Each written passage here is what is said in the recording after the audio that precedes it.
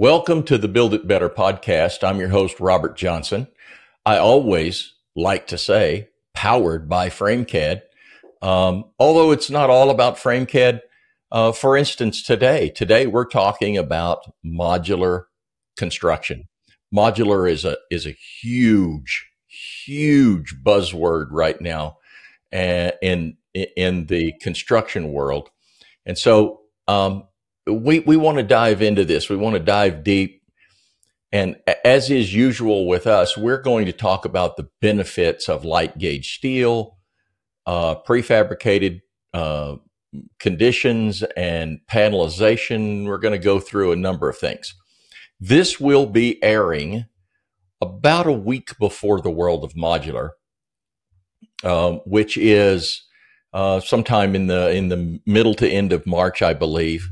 And then it will be airing one of the days that Andreas and the team will actually be at the World of Modular. So, with all that being said, we've tried this. It's been a little tough getting this all together, but we've done it.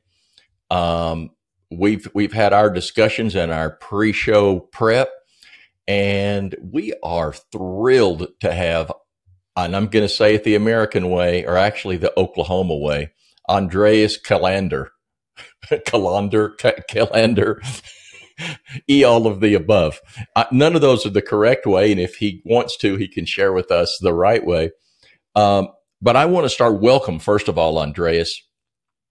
Now, I want to, and this is going to be a two-part series, so I want to take some time and let's talk about your journey and your experience with prefabrication, with modular construction specifically, and kind of how your life has gone through it and how you've worked in it and seen it evolve.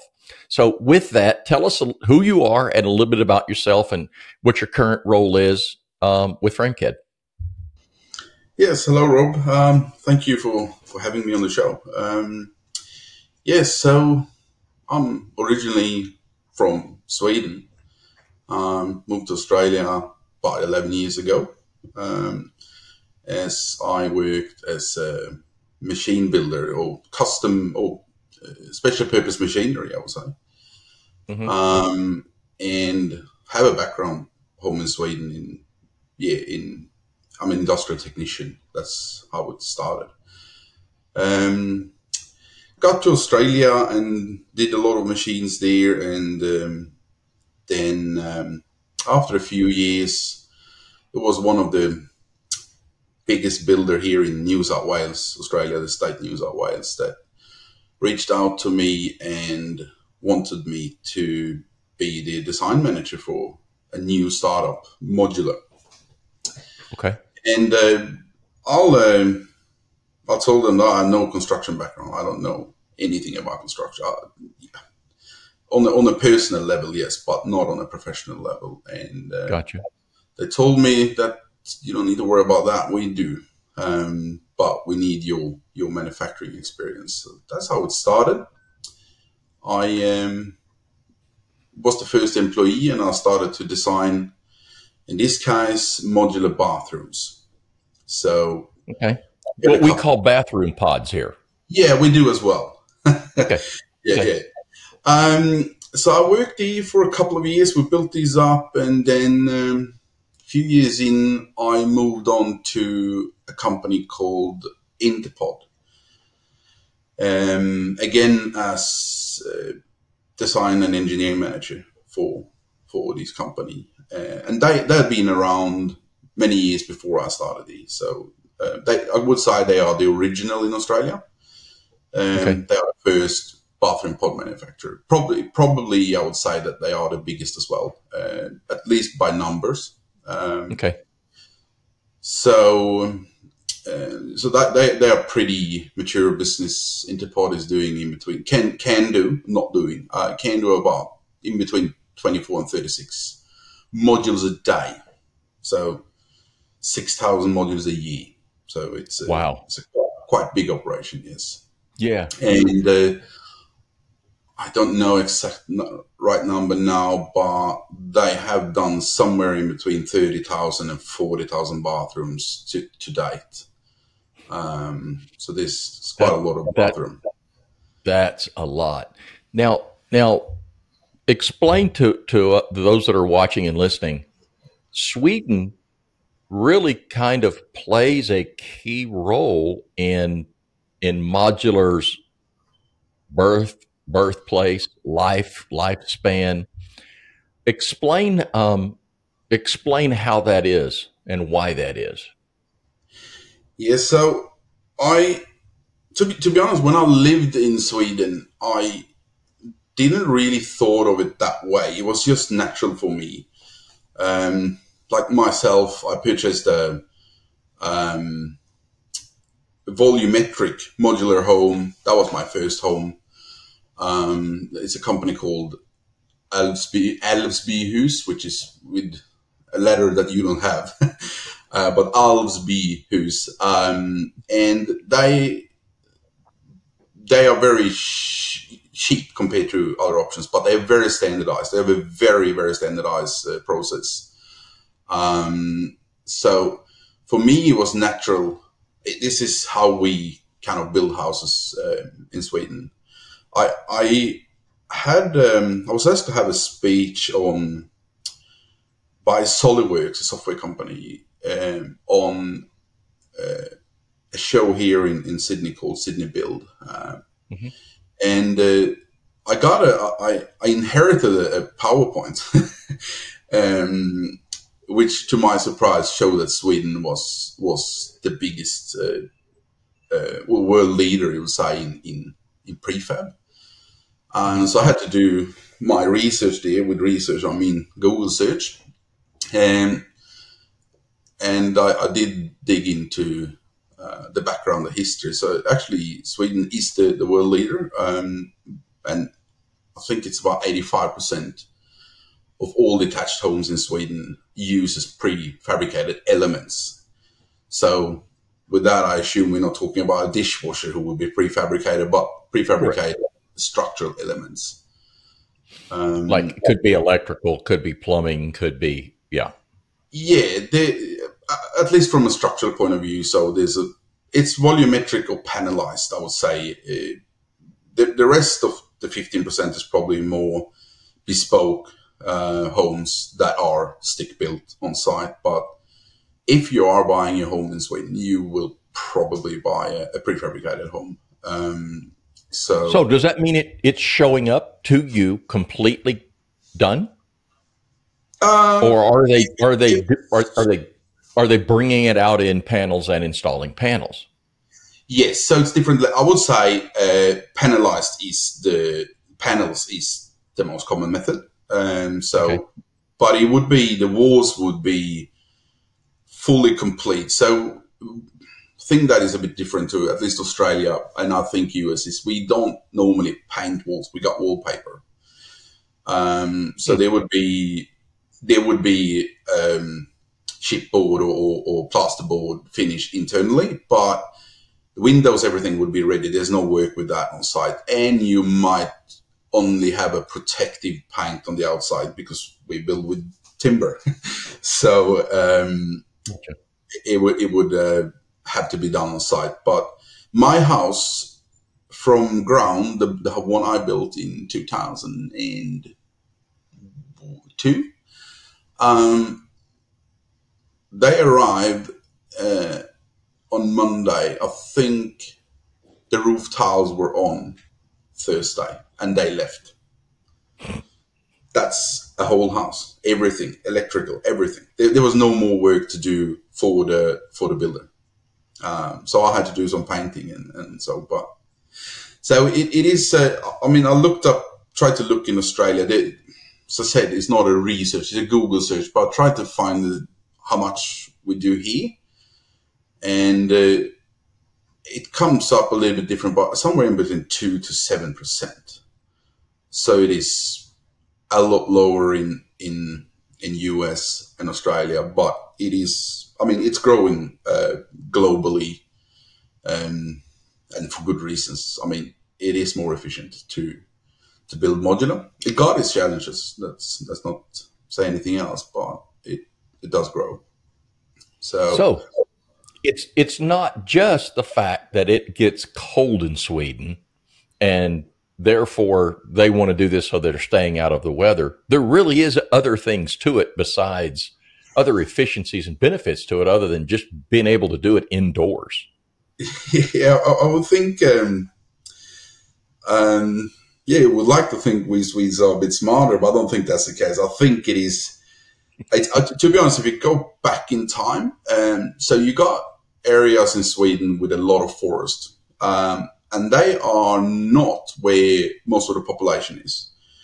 And they are not on the coast or the coastlines. They are in the middle.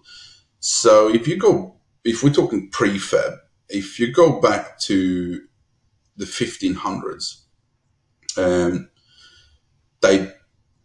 they have all the forest inland, and that's where the people with the skills also were located with timber. So they at that point in time, the houses were built of timber logs.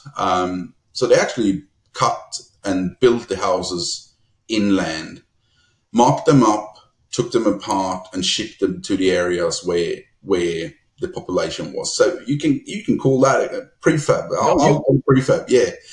That is certainly prefab, yeah. Yeah, and the first I came across a historic article. There's a house in Stockholm at the moment that actually was built by like a panelized, so not a log timber log house. And that was done in an area in Sweden called Småland, which is small land. It's the same area where IKEA is from, and it makes sense because that's where the timber is. And IKEA was timber back in the days, not anymore. And that was built in a factory in Småland and then shipped to Stockholm, and it actually stands today. So, and then it moved on. I think early 1900, we got onto these panelized homes for everyone really, and then you order your house in a catalog, and so you had like 20 houses to pick from. It was built in factories in Småland and then shipped around in Sweden to different places. So it has a long history, but I do think weather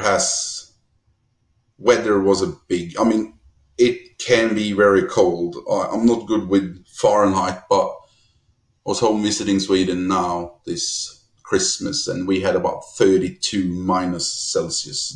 That is cold, and it's not nice to work outdoors, and then the rest of the year is raining. So it was practical, but it's not just when we're saying this, it's not just that it was what we all know is a prototypical construction site. It's not just a construction site indoors. No. I mean, today it's all about efficiency. I don't think it has anything to do. It has something to do with weather. Weather is that is one of the benefits of being indoors for manufacturing, but it's a small part of the benefit. It's a controlled environment, so yes, it's good, but it is about efficiency, I would say. When you do something over and over again, you don't have to move around people and tools. It becomes much more efficient, I would say. Yeah, I would agree. So, a real interesting. So, and when it's funny that you should bring up IKEA. I mean, that's something that is huge here, and it's just and you're taking everything and you're screwing all your pieces and parts together, and people love it. But that's kind of where we stop with it. And then when we talk about building that way, everybody, that's just foreign. That just doesn't happen. That doesn't make sense. So to jump back then, so the majority of the experience that you had in Sweden, and I would say, I'm going to ask, even in some of your experience in Australia, was it all timber or was it utilization of light gauge? No. So, I mean, in Australia, steel is, in Sweden, it is timber. Okay. I think you can say we bleed timber there. It's all timber. In Australia, it's been very different for me. That's when I first got in. Yeah, when I first saw the light gauge steel systems and FRAMECAD and so on. So it's. I think at the moment, if we forget about modular in Australia, of every residential home built, we one of five, so about 20%, a little bit more, is built out of light gauge steel, and it grows annually, more and more and more. So it's doubled, you could say, in the last 10 years, 15 Again, years. we would love to have 20% of the market, done out of light gauge steel in the U.S. Yeah, Yeah, it's so from somebody that's seen it both. I mean, I'm there. Listen, we are not, and I always say this: we're not in the timber bashing business here. There is a place for timber, yeah. other than bonfires and warming people, when they're working out in the cold. Um, what are some of the things that you've seen? I mean, obviously, I'm going to put you on the spot. Which is better? It depends on what you're doing. So, I mean, I'm the same. I like timber. We got forest or relatives, family. I've done my fair share of work harvesting timber. Okay. And so I like both. But from a manufacturing point of view, if we actually don't look at the finished result, because that has pros and cons on both of them. If we're looking at the actual process of getting it manufactured, I think steel is far superior. It makes sense. I mean, to have short pieces of timber compared to a roll of or a coil of Mm-hmm. steel that is so what will that be, around 1,000 meters? So was that 3,000 feet Yeah, maybe? about 3,000. Yeah. Mm-hmm. And you get that out without waste. There's no cuts. There's nothing. So, and also the way the machinery works and so on. It's a lot lighter. So that is also helping a lot, in particular in modular, where you actually are going to move and transport your modules. In Australia, we use, I think it's called MGP10, which is a structural pine. That's 2.5 kilo. What is that in pounds? Doesn't matter. Doesn't matter. Yeah. For 1 meter, and the same stud out of light gauge steel would be about 1.14. So it's actually less than half of the weight, and that's when the timber is actually dry. So if it's wet or humid, it weighs more. Yeah. Then you got in a factory, you also have a lot of storage, for example. So and timber, it's a benefit with timber that you can use different profiles. With Mm-hmm. steel, we always trying to make it work with one profile, which can have its negative sides. But Sure. if you're looking at it with timber, you are going to use multiple different profiles. And as is a natural product, trees doesn't grow in 6 meter lengths. They grow and then there's a branch somewhere, and so you have different lengths. And when you order it and you buy it, you will get it in 5.4 meter, 5.2, and so on. Mm-hmm. Which means if your requirements doesn't match that length, you will get waste. And if you compare this to a steel coil, so as we talked about, it's about 1,000 meter. If you store 8 coils on top of each other, that would require about a square meter of floor space. Correct. Yeah. Which is like 10 square foot. And that's 8,000 linear meter of steel. So was that 25,000 square linear feet? So if you think of timber, that much timber, how much space would that be? Yeah, it's all over the place. Yeah. Yeah. Yeah. And it makes it very cumbersome. So yeah, especially the storage piece of it. So I'm going to interrupt because we're getting a tad ahead of ourselves, which is fine because we will multiple times. So for us here to kind of drill this into some U.S. side of it. So manufactured housing has been around forever out here. We've called them mobile homes forever. And they're built, at least they used to be, very shoddy, very thin walls, pocket doors that were just, and so one of the things that I run into all the time is when people talk about modular home, because now it's very seldom we ever hear manufactured housing. Now it's all modular. People have the same connotation in their mind that that's what they're getting. They're really, and we've talked about this, and we need to drill into this a little bit more. There's different types of modular construction. And I think that we've listed them as prefab, panelized, or prefab, panelized. Some of that is together, and volumetric. Explain a little bit about the differences in each of those and basically what happens in each of those. Yeah, let me first say I actually did, Rob, visiting a sales yard for trailer homes in Oklahoma. And that was many years ago. And I was actually blown up. I thought it was, wow, you can get these nice, because inside they look very good. Yes.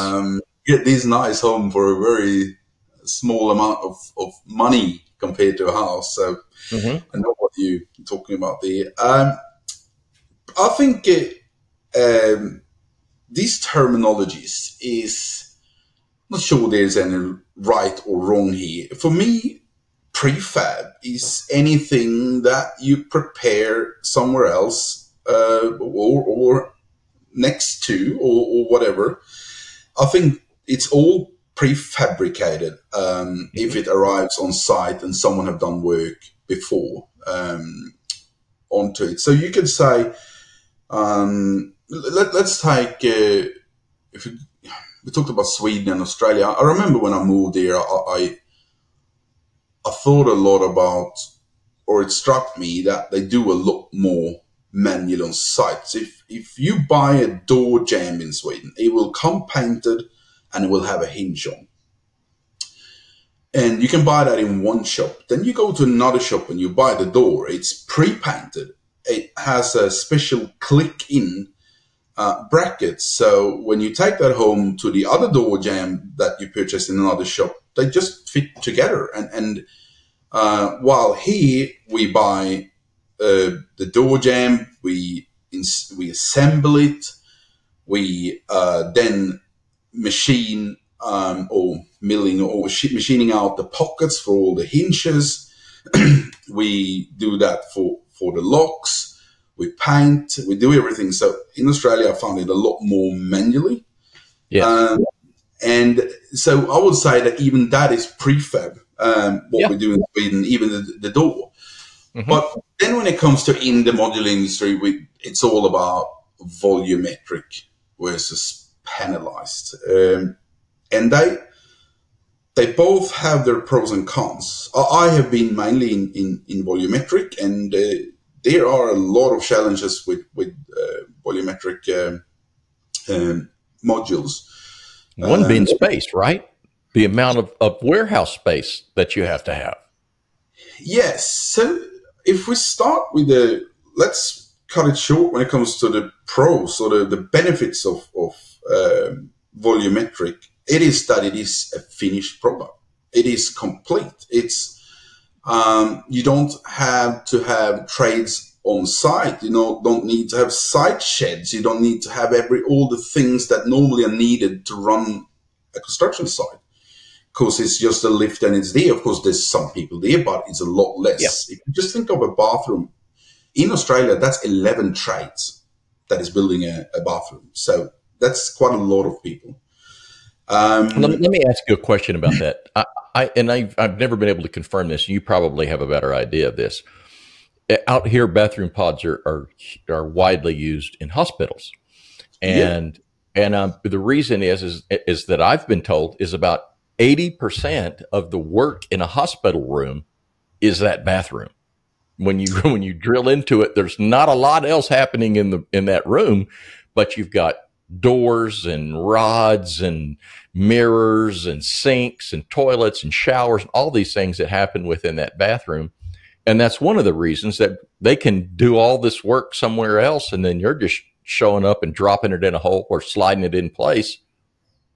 It's done. Yeah, I can't confirm your number there, but if you think of a room in a hospital, I mean, all the work goes into the bathroom. The other is dry walls, windows. So we do have, at least in Australia, we look at why do you use a bathroom pod? Sometimes it's quite hard to actually give people tangible savings. Why do you use it? But people who do use it keeps using them because they learn there's a lot of soft values or things you haven't foreseen, like a late schedule. So if you're late, it's commonly the wet areas that you struggle with. It's not to put up internal walls and some plasterboard and the electrical. It is the wet areas. Same with defects. About 80% of all defects are in wet areas. So there is a lot of savings to use a bathroom pod with soft savings that is hard to put in an Excel when you compare the options. But that's where, so for example, in the pod where I worked, our pods were locked. So we had a key to like, so the project manager, when we delivered, let's say 800 bathrooms to a project, they all had same key, of course, because otherwise it would be a bit of a struggle to find the right key to the right bathroom, but they were locked. So, and all the work to connect these bathrooms could be done within the hour. So they were either lifted in or we also used a wheel system to scoot them in. Mm-hmm.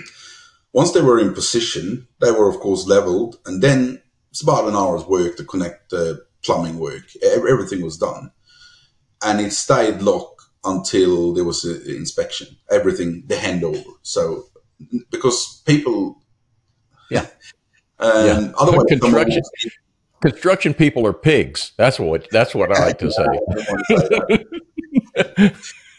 But now you walk in, you just take a look, you drop a shifter, you drop something, and you got, so they stay locked until the handover, and because they are complete, they're ready.